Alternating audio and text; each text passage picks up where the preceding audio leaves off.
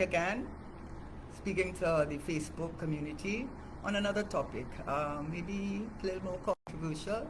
And the topic really is, as it suggests, is Stuart Young too young to be Prime Minister? And I raise that question in light of his past performance as Minister of Energy and his current performance as Prime Minister. And it reminds me of a saying, probably the source is not exactly the most scientific or of sources, but it still is something, a saying that is relevant, I believe.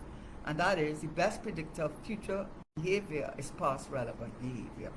So if you want to judge how someone will perform, the best we can judge them, all things being equal, past relevant behavior. And the past relevant behavior will be that as Minister of Energy and now as Prime Minister for the last few weeks. So let's start first by, I was inspired, for want of a better word, to look at this issue, having read an article in one of the daily, it was a Sunday newspaper, but one that is published daily. And I said, it's not just a reference, this is an endorsement of Mr. Young, Prime Minister Young. So what I'm going to quote what the person did say, and it's a person who's highly respected. And this is in the last few paragraphs of the article, speaking about his ability and his suitability to be Prime Minister. The article says, what does Prime Minister Young bring to the table? He has tremendous expertise in the law, which hopefully he will use to reduce billions of dollars in litigation spending. He has a decade in politics and government serving in senior and pivotal ministerial positions, national security and energy. I think he has experience as a co-chair of energy and in the national security. His experience as chair of the Finance General Purpose Committee, subcommittee of Cabinet, which is an important subcommittee. His excellent leadership skills in international negotiations and relations, his intelligence, energy, and tenacity have bolstered his understanding of governance issues. So essentially, the article was singing his praises. I couldn't have sung it better myself if I had been approached. But do the facts line up with that? So I'm going to start even before he became Prime Minister. And I think it is, in my view, and I am entitled to that opinion, that it is really disgraceful for him to have assumed and taken the appointment as Prime Minister in the first place. Why do I say that? The former Prime Minister was signaling to the country for definitely for a few months that Stuart Young was the chosen one. That Stuart Young was the preferred one to take on the mantle of Prime Minister. So it's not coming as a surprise to the country, and certainly not to Stuart Young. And what was wrong with that? What was wrong is that instead of the Prime Minister relinquishing his role as political leader so that the party, made up of over 130,000 members, could determine for themselves who they wanted to be the political leader, which invariably means, and all the research I have done, the political leader is the Prime Minister once his party is voted into office. I looked at the UK position, and that is true there also. Instead of allowing the party to exercise that right, he determined that the persons to do that would be the members of Parliament. Now, Section 761A does allow him to do that, because he says the President shall appoint as Prime Minister the person who has the leader in the House, who has the majority support of the members of that House, or something to that effect. Since the PNM is in office, they would automatically have the majority. The issue, of course, would be that his MPs would have to endorse him and say that he is their chosen leader. Now, what is the issue there? Apart from not allowing the party to be part of this decision-making, the Prime Minister held on to his position as party leader. And what is the significance to that? Significance to that is, and he has said it himself in 2011, that is the former Prime Minister. He said in 2011, when he made changes to the constitution of the PNM for one man, one vote, and taking away the power of veto from the political leader, he said that anyone who does not find favor with the political leader has a hard road to climb, or words to that effect. So he understands the importance of the political leader position. And in fact, Justin Trudeau, before he resigned as Prime Minister, said that he would not resign as Prime Minister until the party determined who they wanted as political leader. That is how important that position is. It's also important because before nomination day, the political leader would exercise significant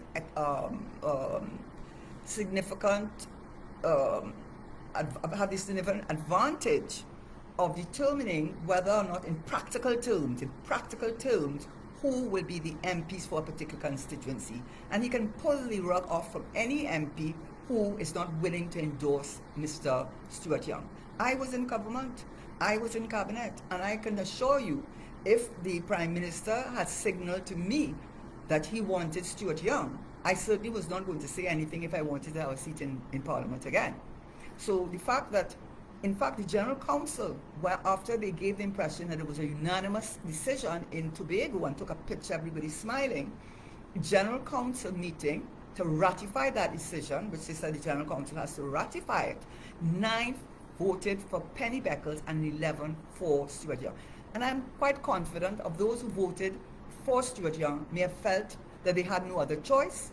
I mean, I would imagine that could have been a consideration. In any fact, he did not have the kind of unanimous support.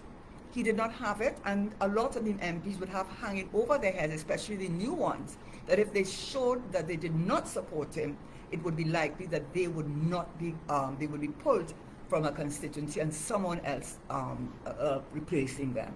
So when you don't let the party not do that, when you don't, and when you operate in that manner, that they have to call you out on it and tell you, Robert Hunt, tell you that you don't anoint a leader, when you have Baptiste Primus coming out and saying this decision has to be ratified by General Council, how could you, Stuart Young, be satisfied and feel comfortable that you assume the role of Prime Minister in a most anti-democratic manner?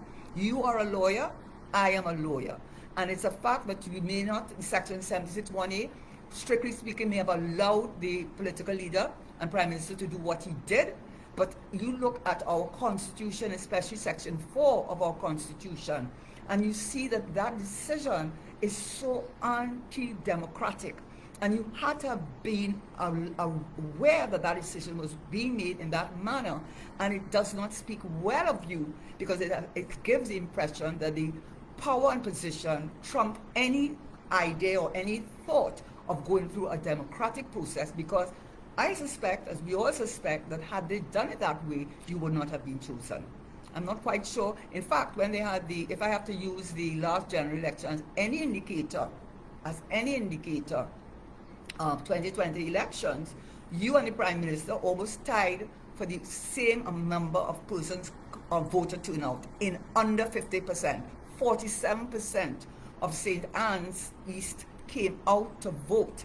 One of the lowest turnout. You, the Prime Minister, Colin Imbert, all the Diego Martin seats, everyone was under 50%, 40-something percentile, and you were among them too, 47-point-something%.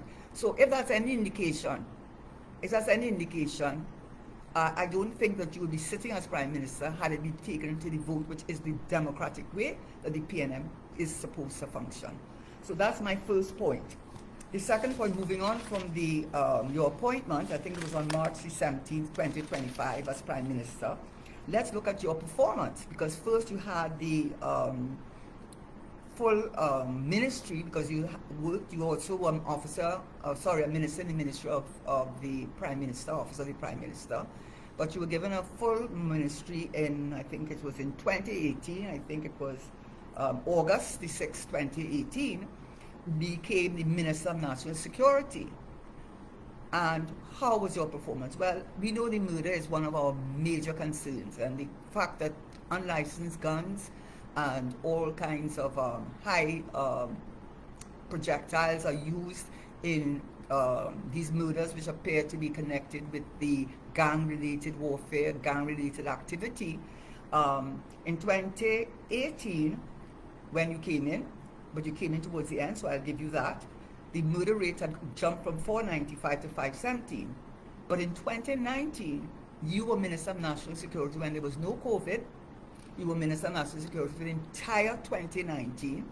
And you recorded, as of that date, the second highest murder rate in the country. Now we know we have gone to the 600s, but as of that date, as Minister of National Security, that was your performance. That is an indication of your performance.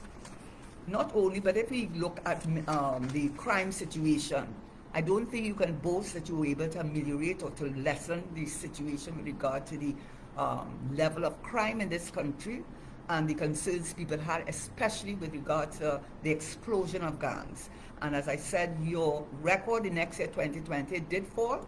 Many people have said and believe that it had a lot to do with the fact of COVID and the public health regulations, which limited people's ability to move around and to gather in groups, etc. So having said that, you moved on to the Ministry of Energy, which is, you still hold that portfolio today. So let's see how you have performed. Well, according to Dr. Valmiki Arjun, in 2024, energy revenue fell down by 51% in the first 9 months of 2024, when you have been Minister of Energy. We have had 4 closures of plants whilst you have been the Minister of Energy at Point Lisas. That has been 4 downstream plants. M4, a methanol plant, Trinidad 2, ammonia plant, and 3 of the 5 nutrient plants, whilst you have been Minister of Energy. You also had a methanol plant, shutter down the Atlas, shutter down the Titan, and start operating smaller Atlas because of the shortage of natural gas. And in fact, we had the Methanex, which is the largest producer of methanol in the world, or at least still at the top, indicating that they were prepared to leave Trinidad and Tobago and go elsewhere because of the continuous shortage of natural gas. In fact, in 2019, the Prime Minister did say, and I said this on another episode a commentary, that we needed at least 4.1 billion. While you have been Prime Minister, while you have been Minister of Energy, we have not moved, that ticker has not moved from 2.4 billion. We have a shortage of at least 1.7 billion cubic feet of gas per day. At least that, so the production is not there. And speaking about the production, when we look at the bids, you took out bids while you was Minister of Energy, because you've been Minister of Energy since August 2018. And so when I look at the bid rounds, I'm going to get the exact figures. I don't like to say things and I'm not supporting it with data. When they did the bid rounds for the deep water bid round, you got only a response of 4 out of the 17 deep water blocks were taken up. 4 out of the 17. 2023, I was just looking for the data on that, but definitely the response has not been good. We hope that now, based on what I said about the potential for natural gas, because of the decisions that BP and Shell and Exxon have made, we expect that this bid round should do better. But all of the bid rounds in which you were involved in were not successful. And those are 2 of the things that I can point to as Minister of Energy. We also have, of course, the Ginger, Frangipani. All of these preceded your appointment as Minister of Energy. In fact, when I look at it, the SIP was negotiated in 2019, and they said that they would have gas by 2025, and that did happen. It did happen, but that happened, the decision was made in 2019. In fact, all the decisions were made between 2017 and 2019. Not to take away from any involvement you had, but we have to put things in perspective. And the reality is, well, Dragonfield, I mean, I spoke about it on the other commentary. I don't understand it. I really do not understand it. It's like almost being bullheaded about it. But all the facts line up to show that you should have put more emphasis on those options you're talking about. Dr. Brian wrote about it. I had spoken about it. I forgot to mention it in the other commentary. We should look to Guyana and also Suriname, because they are awash with natural gas. They are CARICOM countries. Ghana is a CARICOM country, and we should look at the opportunities, at least in the LNG market, to create synergies, create relationships with Ghana in order to produce that greater production, because that is our issue and it continues to be our issue in the short to medium term. It was when you came in and it has not changed. Instead of focusing on the local market, on the local operators, instead of putting that effort in our waters, you seem to have been fixated, I have to say, on Dragonfield, when all the indicators are that that was a no-go. You met with Secretary of State Rubio, and he said that to you. He said, we will help Trinidad and Tobago as much as we can, but Venezuela is off the table. That's not the first time you heard that. That's not the first time you heard that, yet you have been persistent in pursuing something that was not feasible for Trinidad and Tobago. And we find ourselves today in a situation where you have Port Visas not operating at maximum. You have plants closing down or shuttering. You also have the production. Yes, you met it, but you did not improve it. And there was opportunity since 2018 to do something about that situation. So all of these things, to me, in your both capacities, do not augur well for you as Prime Minister. But I will look at the, and also we have to look at the important thing for Trinidad, for any government: trust and confidence.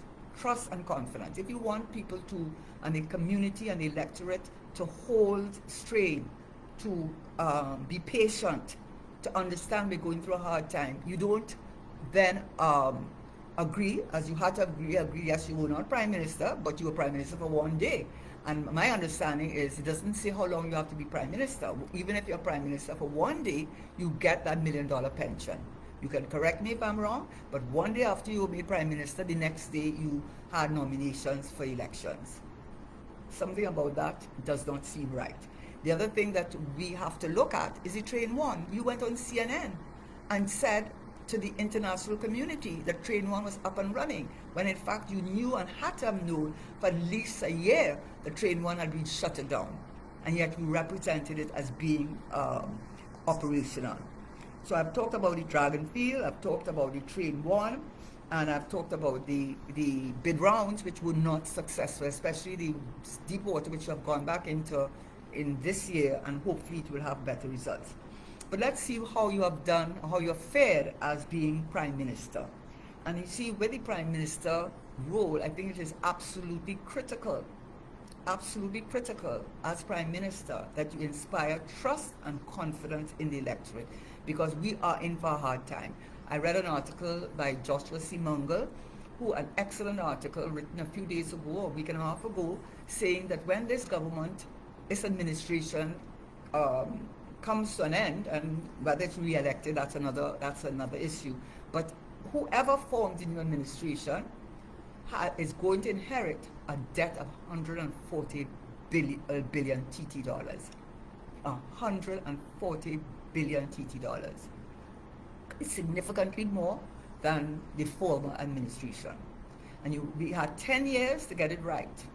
10 years to get it right. True, you were not the Prime Minister at the time, so we can't hold you accountable for all the other ministries, but certainly energy, which is the backbone of our revenue, you certainly can hold you accountable, certainly since 2018, which is about 7 years, doing nothing about transfer pricing.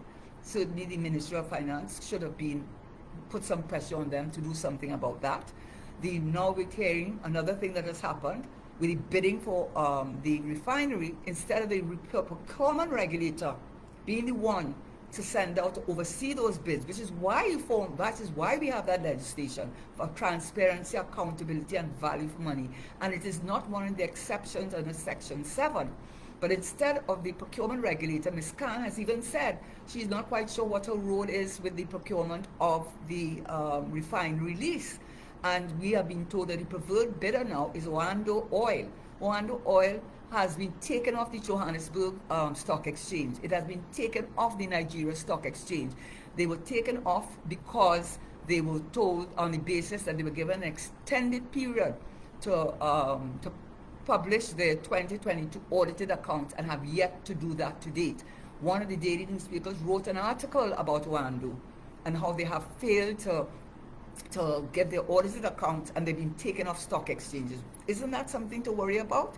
Earlier on, Orlando was one of the major companies that the government said was involved in fuel oil subsidy fraud between 2011 and 2016 to the in billions of dollars. Even if I translate it into TT dollars, a significant amount. And what they were saying is that in Nigeria, because oil prices were trading so high, they decided to import fuel.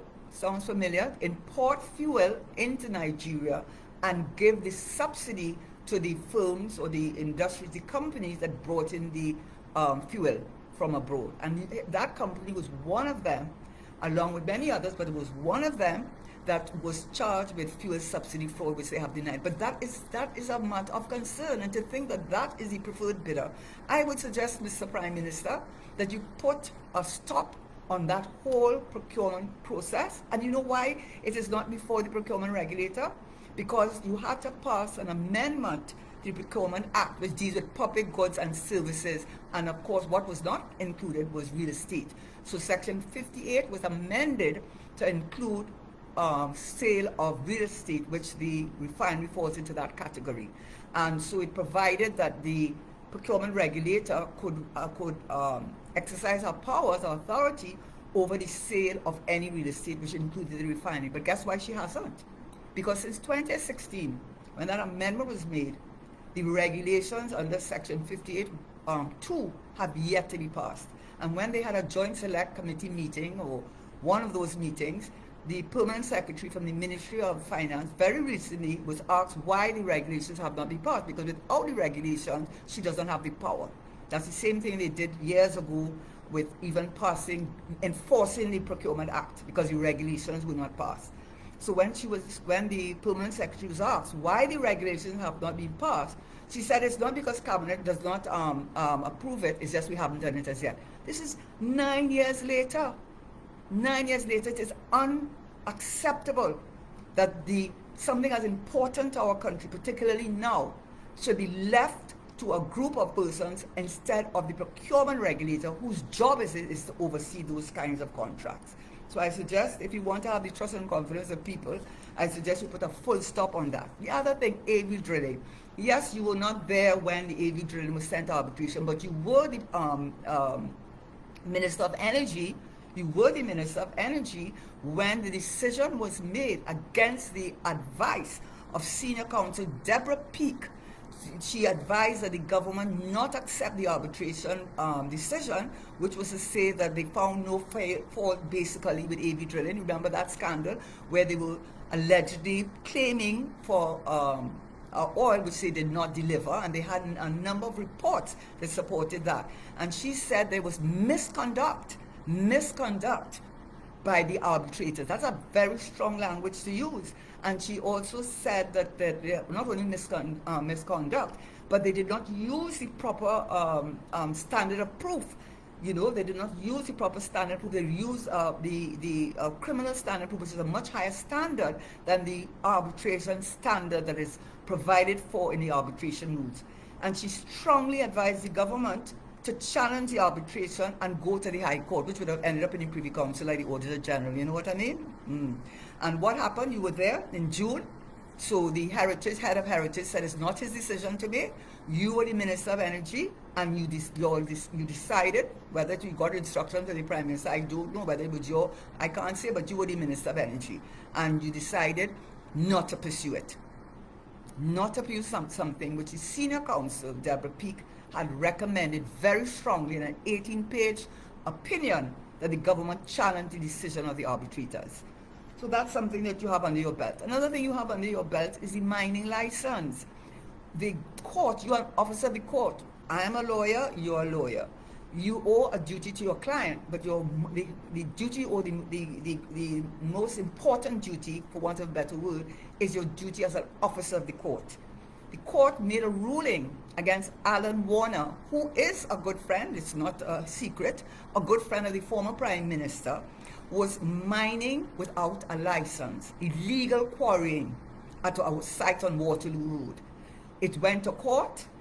I think it was the EMA took it to court, and the judge shut down the operations and said it was illegal because they had no mining, they did not have the license to mine. And can you imagine having shut it down? They tried to get their machinery and equipment. The judge said, no, you can't get it. You can get your laptops, etc. But until a decision has been made on this matter, everything stays on the site. Guess what happens? 2 weeks later, you as Minister of Energy awarded to the son of Alan Warner a conditional license to, guess what? To mine and quarry on that same site.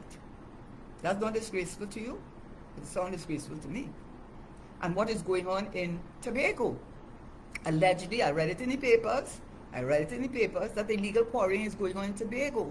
And allegedly, it is being done by a firm owned by Alan Warner. He has Presticon, which then turns that quarry material into cement for the airport that they're building. 3 million people, I don't know what is, they don't even get near to that. We have a population of 1.4 million, but people go to an airport, you know, they don't stay there. But anyway, that's what it is. And he has been mining allegedly because I believe the newspapers looked up the company's registry to see if they had a license, and there was no evidence of any license being granted to them. What have you done about that? You should shut it down. So that's the mining license. Then JAMPRO with the bunkering fuel. I mean, it does raise questions. It does raise questions, and the question that the OWTU, I believe, under the Freedom of Information has asked, and I think Tony Paul, a consultant in the energy sector, has asked you to answer as Minister of Energy. JAMPRO has a small refinery, and they have asked, how much bunkering fuel does JAMPRO produce on a daily basis? How much of that bunkering fuel is allocated to the domestic market? How much is allocated for export? Of the amount that is allocated for export from the refinery, how much is sent to Trinidad? Because there is this allegation or belief that JAMPRO is buying that bunkering fuel from a third party. So whilst they are selling it to us, there's a third party. Why would we have a third party involved when we could deal directly with the third party, if that is correct? Why would we do that? Why go through JAMPRO instead of going directly to the third party if there's a third party involved? Because the questions are being asked because there is a view that the refinery, the bunkering fuel is used for ships and boats and so on. A special category fuel. It's not as it's not as rigorous in its in terms of the expectation you have for aviation fuel or gasoline, you know. But bunkering fuel is one of the fuels that is a byproduct of one of the fuels that is produced in refineries. And the question is being asked, how does JAMPRO, which is supposedly a small refinery, have enough bunkering fuels to supply Trinidad Tobago? We have never gotten an answer to that. See, that doesn't help you with trust and confidence, you know. Then we have the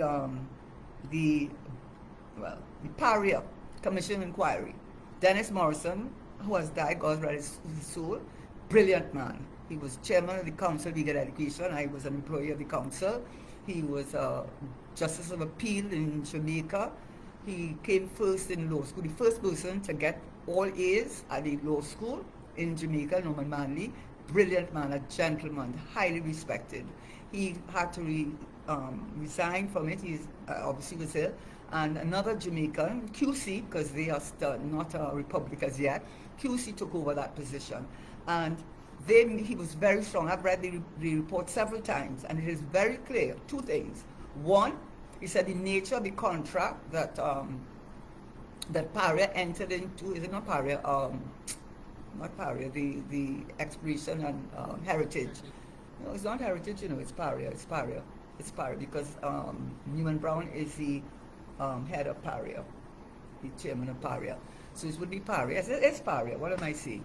The contract that PARIA entered into with the independent contractors, it was clear that even though they were independent contractors, that PARIA assumed responsibility for the conduct of the contract in terms of the safety issues, They were monitoring the project. There were provisions in the contract that clearly showed that they did not give the sole authority to the contractor, but they had assumed responsibility. So he found both the independent contractor and Paria liable to the foremen who drowned in that pipeline and were left to die, because that's the other thing he found. He said we don't have corporate manslaughter, that's statutory provision.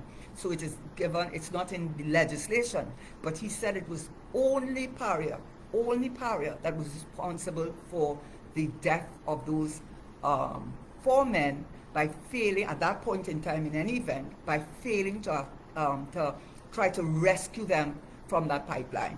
They actually not only failing to rescue them, but preventing anyone from trying to rescue them when the evidence apparently showed that they were still alive for a good while, because one of them made it out, and he said that the other four men was still alive when he was able to crawl out of this pipeline.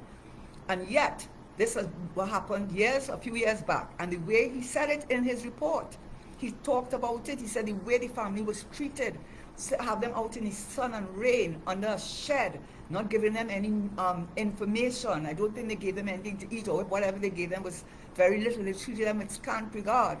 And they spent, according to the reports, 50 million was paid for that commission of inquiry. And you, as Minister of Energy, offered the 4 survivors a 1 million ex gratia payment. I mean, the family said it's an insult to them. An insult to them. And after years, so they are going to court. We hear what the court has to say. So we have Paria, we have the mining license, we have the AV drilling decision, and of course we have that video. I saw that video. Now, unless you're saying it is artificial and it's misinformation, I saw it on Eid. Eid is a holy time for the Muslim community. It's very holy. They take it very, very seriously. And you went out to one of the mosques, one of the larger mosques, and yes, it is part of the tradition that people would line up outside the mosque and you give alms and give food and give money to people as part of, sharing with your community. That is a tradition of Eid al-Fitr. And there it is, you are there, I saw it myself, giving out $20. Okay, so you could always say you're giving out $20 because you're participating in the Eid celebrations. But I heard what you said. One of the persons said to you that they're going to vote for you. No, they like you. They didn't say they're going to vote for you. They said something, I like you, or something positive to you. And I heard what you said. You said you're going to vote for me, right? And you handed her $20. You don't find that shameful? Politicking, you know what that was? That's what you call a Freudian slip. That's when you really, it seems to me, that was your objective in going out there, and you forgot yourself for a moment and actually said, giving out when you would vote for me, right? And that brings me to the bullying, the hot mic. I mean, he was talking about people must be kind to each other. Whereas you just suddenly found out about being kind a few weeks ago because you were caught on the hot mic in Parliament, of all places, and you were remonstrated by the speaker about your conduct. The things that you said when you didn't know that you were being heard about the opposition leader, which I will not repeat. They are crass and vulgar. And of course, we know the bullying situation. We have heard what the family of the person who was bullied has said about that. We have not heard from you. And you are telling us to move on. And you're telling us bullying will not be tolerated and all of that good stuff. But transparency and accountability requires you to tell us what part you played. Because I can hardly believe that this young man, Imran Khan, whose father is a doctor and went to St. Mary's, and he was proud to come to St. Mary's according to what I had read, just one day went crazy and decided to pick on you, Stuart Young, for no reason. It doesn't make sense. You have given no explanation, and I think you owe it to the country to tell us what part you played.